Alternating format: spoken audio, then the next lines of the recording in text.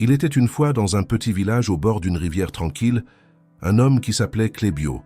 Il n'était pas riche, il n'était pas célèbre, mais c'était quelqu'un qui se réveillait chaque jour avec le cœur plein de gratitude, remerciant pour le pain sur la table, pour la santé de ses enfants, pour le toit modeste au-dessus de sa tête.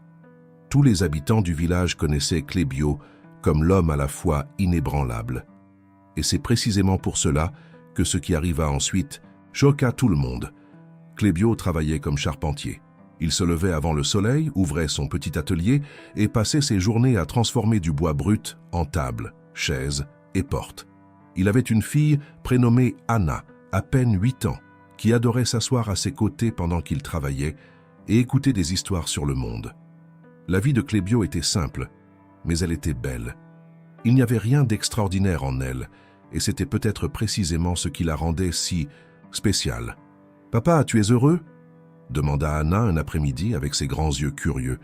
Clébio sourit et répondit « Oui, ma fille, très heureux. » Mais alors vint la tempête, et ce n'était pas celle qu'on voit dans le ciel. En l'espace de 3 mois, Clébio perdit son atelier dans un incendie. Quelques jours plus tard, la rivière déborda et emporta ce qui restait des biens de la famille. Et pour achever la douleur, Anna tomba malade. L'enfant qui remplissait la maison de rire se retrouva pâle dans un lit d'hôpital. Les voisins observaient et murmuraient entre eux. Certains disaient « Clébio était si bon, pourquoi le destin fait-il cela à une personne bonne ?» D'autres chuchotaient à voix basse « Peut-être n'est-il pas aussi bon qu'il n'y paraît, il a dû faire quelque chose. » Et il y avait encore ceux qui regardaient simplement en silence parce qu'ils ne savaient pas quoi dire. Clébio lui-même, agenouillé au chevet de sa fille, ressentit pour la première fois un doute ramper dans sa poitrine. Ce n'était pas de la colère, c'était une question silencieuse. Pourquoi? Par une nuit froide à l'hôpital, un vieillard s'assit à côté de Clébio dans le couloir. C'était un inconnu. Il avait les yeux calmes, les mains marquées par le temps. Le vieillard ne dit pas « tout va bien se passer ». Il ne dit pas « tu mérites cela » ni « tu ne mérites pas cela ». Au lieu de cela, il ouvrit la main et montra une petite graine. « Tu sais combien de temps cette graine est? Rester enterrée dans le noir avant de devenir un arbre ?» demanda-t-il. Clébio ne répondit pas. « Le destin ne met pas les faibles à l'épreuve, mon fils. Il éprouve ceux qui ont des racines, parce que seuls ceux qui ont des racines survivent au poids de la terre. » Clébio regarda la graine et sentit quelque chose se déplacer dans sa poitrine. Ce n'était pas un soulagement immédiat, c'était une compréhension. La douleur n'avait pas disparu, mais elle avait, soudainement, un sens différent. Un arbre qui n'a jamais affronté le vent ne sait pas à quel point ses racines sont fortes.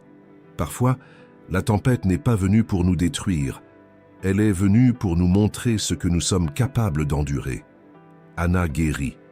L'atelier fut reconstruit, peu à peu, avec l'aide de voisins que Clébio n'aurait jamais imaginé se soucier de lui. Et quand Anna revint s'asseoir à côté de son père, pendant qu'il travaillait le bois, elle demanda « Papa, tu es encore heureux ?» Clébio s'arrêta, respira profondément et répondit les yeux embués de larmes. « Maintenant, ma fille, je sais pourquoi je le suis. Quand le destin nous met à l'épreuve, notre première réaction est de tout remettre en question. Mais les plus grandes épreuves de la vie ne viennent pas pour nous punir. Elles viennent pour révéler qui nous sommes vraiment à l'intérieur. La douleur que tu portes aujourd'hui est peut-être la terre sombre dans laquelle ta meilleure version est en train d'être plantée. Ne juge pas le processus pendant qu'il se déroule encore. La graine ne sait pas qu'elle deviendra un arbre. Elle résiste simplement au poids de la terre et elle grandit. Si cette histoire a touché quelque chose en vous, partagez-la. Parce que quelqu'un que vous connaissez traverse peut-être la phase la plus sombre de la terre, en pensant qu'il ne grandira jamais. Aimez, commentez et suivez notre chaîne pour découvrir plus d'histoires qui touchent le cœur. Et dites-moi, quelle a été la plus grande épreuve que le destin vous a imposée? Et qu'avez-vous appris de cette expérience?